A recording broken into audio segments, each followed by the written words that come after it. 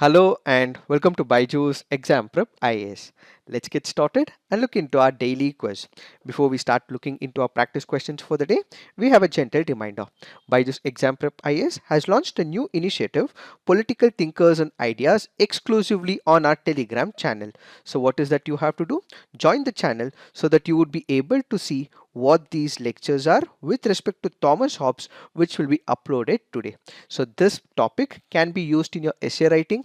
It can also be used in your polity GS paper 2 as well, and at the same time it can also be used for your essay writing. Let's get started and look into the first question. Samarkand Declaration was recently signed by members of which grouping?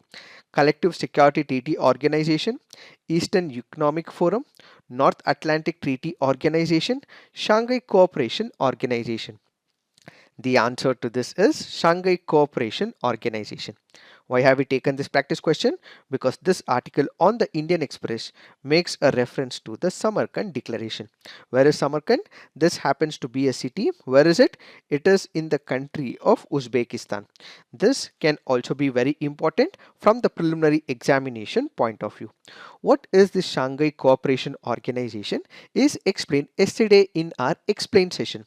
So please do look into it to understand everything about the SEO. And when we speak about Samarkand Declaration, it basically advocates for the commitment to the peaceful settlement of differences. In case there is a dispute between members of the SEO, then in such cases, all the disputes will be negotiated and countries will engage in dialogue as well as consultation. So there should be peaceful settlement is the major outcome under the Samarkand Declaration.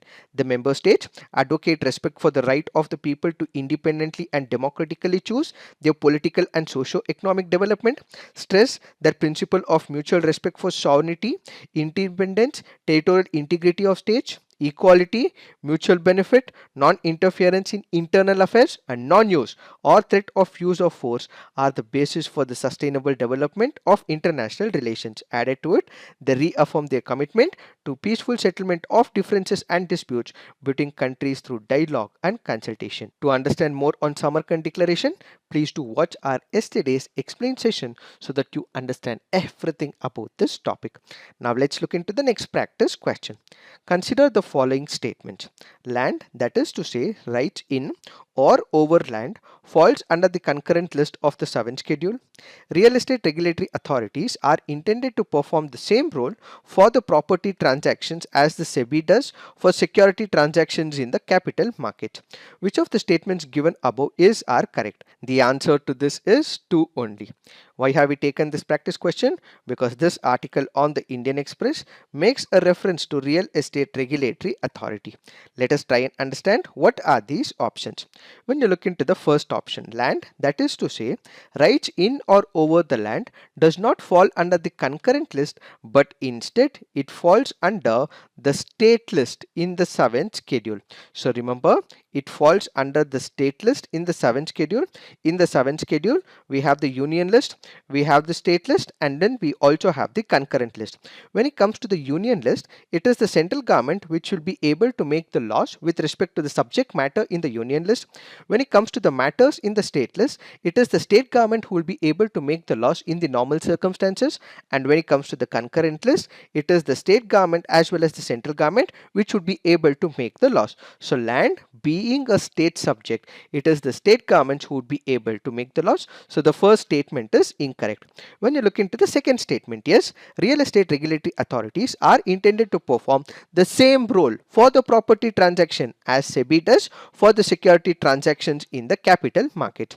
So when we speak about Reserve Bank of India, it has a specific work that it is assigned with. When we look at the capital market, we have the SEBI which is taking care of it. When you look at the banking, it is the RBI which looks into it. What about the real estate? So for the real estate, to look into it, what we require is an institution and an authority.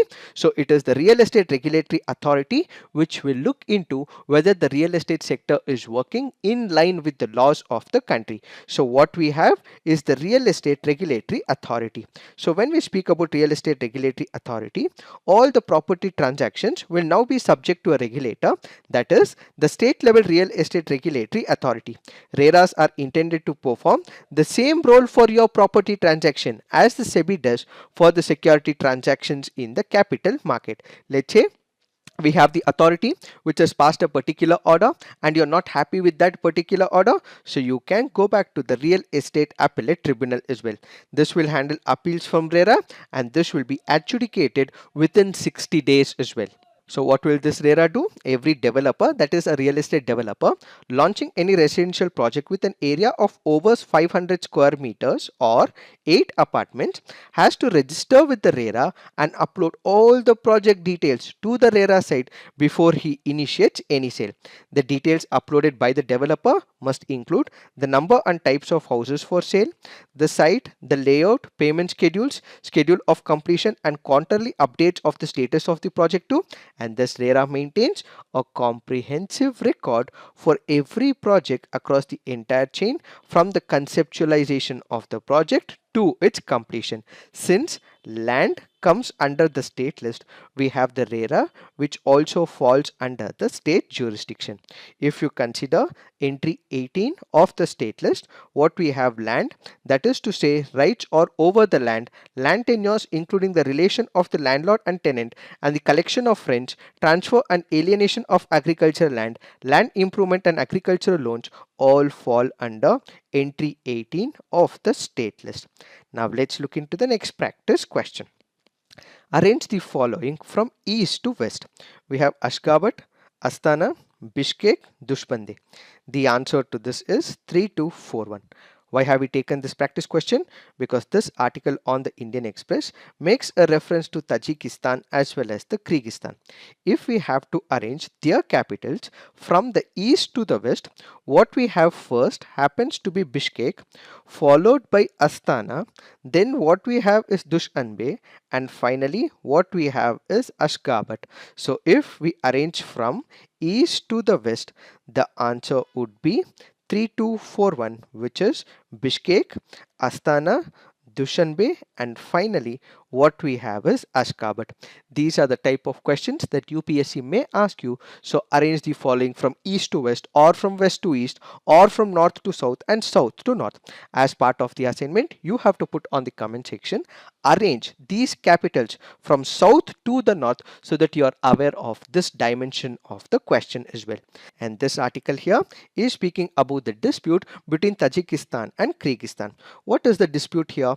Kyrgyzstan has reported some intense battles with its Central Asian counterpart, which happens to be Tajikistan. Where is it happening? It is happening in the Batken province. So remember, Batken province is the name which happens to be a province in the country of Kyrgyzstan. This can also be asked in your preliminary examination. And in the past, they've also had disputes with respect to Oruk as well. Oruk is one of the places which is present in Tajikistan, but this particular place is surrounded entirely by Kyrgyzstan. So Oruk is in the country of Tajikistan. Then we have Batken province, which is in the country of Kyrgyzstan, and these can be possibly asked in places in news as well. So Kyrgyzstan in the present situation has reported fighting in the southern Batken province, which also borders Tajikistan's northern Sugar region and also features a Tajik enclave which happens to be Oruk. This particular area is always been in dispute. This happens to be a Tajik exclave situated in the Batken province of Kyrgyzstan, bordering the Suk province of Tajikistan. There is another valley called as the Fergana Valley, which is also present in this region, which is also a disputed area between all these regions. Now let's look into the next practice question. Which of the following statements are incorrect? The greenhouse effect is an anthropogenic induced phenomenon that is responsible for the heating of Earth's surface and atmosphere. Without greenhouse effect, the average surface temperature would be minus 18 degrees Celsius. Which of the statements are incorrect? Since it is asking for the incorrect statement, the answer to this is one only. Why have we taken this practice question? Because this article on the Hindu makes a reference to the greenhouse gases. Let us try and understand what are these statements.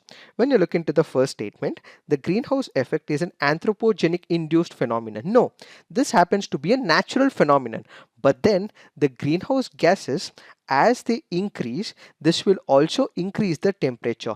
So in addition to the natural phenomenon that we already have, we have the human induced factors. So it is not anthropogenic induced phenomena, it adds on to it, but then basically it is a natural phenomena. So what do we mean by greenhouse effect? This happens to be a process that usually occurs when gases in the Earth's atmosphere traps the sun's heat.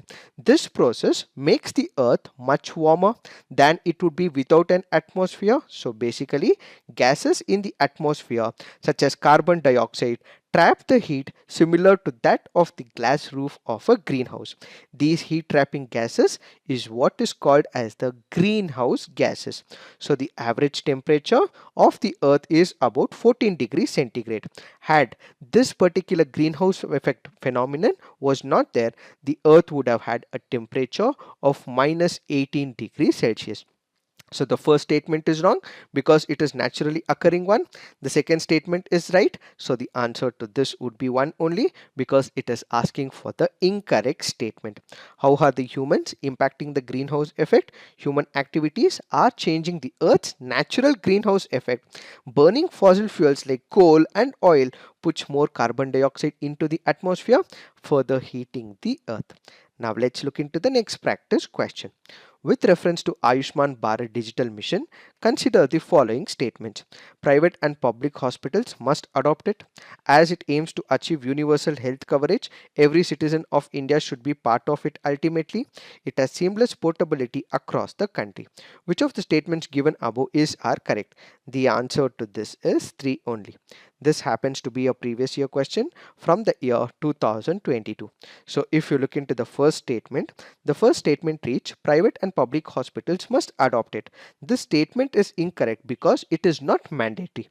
The second statement reads as it aims to achieve universal health coverage, every citizen of India should be part of it ultimately. No, it is not mandated to have every citizen as part of this particular process. And third statement is right. That is because it has seamless portability across the country. So only third statement is right. The first two statements are wrong, which is why the answer to this would be B, that is 3 only. Now let's look into the fact of the day. The fact of the day for today's discussion is Hyderabad Liberation Day. Let us try and understand what is this topic all about. When you consider the erstwhile Hyderabad state, it consisted of the present day Telangana. It also included some of the districts from Karnataka and Marathwada region in Maharashtra. So at the time of India's independence, the princely state of Hyderabad was not liberated. It was under the control of Nizam of Hyderabad, which happens to be Osman Ali Khan. He was the seventh in line of the Asaf Jahi dynasty. By 1948, most of these princely states had acceded to India. Some of them had also become part of Pakistan as well, but then Hyderabad wanted to be independent while people of Hyderabad wanted to be with India, but then the King Osman Ali Khan wanted to be independent and few people within his administration also wanted to accede to Pakistan as well. During this particular period, there was a paramilitary force called as the Razakars. These Razakars were the paramilitary forces of the Nizam. They perpetuated a large-scale violence as well. They killed many people as well. And during the same time, we have the MIM leader at India's independence, Qasim Rizvi, who also wanted Hyderabad to accede to Pakistan. So he supported the Nizam by providing about 1,50,000 volunteers to augment the Nizam's regular army, and ultimately the leader of MIM and their partymen, and at the same time the Nizam and its force called as the Razakars created a large scale violence. So people in Hyderabad wanted to be part of India, but the king did not want to be part of India. He either wanted to be independent or some of the people wanted to join Pakistan as well. In order to bring an end to the violence perpetuated by the king during that particular period, what we had is one of the operations called as Operation Polo, which was initiated by the Indian government. In less than a week, the Nizam and the Raskar squad surrendered, and as a result, Hyderabad was integrated to India, which is what is called as the Hyderabad Liberation Day. So on September 17, 1948, the Nizam of Hyderabad surrendered after the heroic police action under India's first Home Minister Vallabhbhai Patel. So this day, that is September 17th, every year is celebrated as the Hyderabad Liberation Day to commemorate the integration of Hyderabad into India. Also remember, since few districts of Karnataka were part of the erstwhile Hyderabad state, Marathwada region, which is currently in Maharashtra, was also part of this erstwhile Hyderabad state. Maharashtra and Karnataka commemorate what is called as Marathwada Liberation Day and Hyderabad Karnataka Liberation Day as well. It is this that we have to understand with respect to this topic. So this is it for today. Thank you for watching. All the best.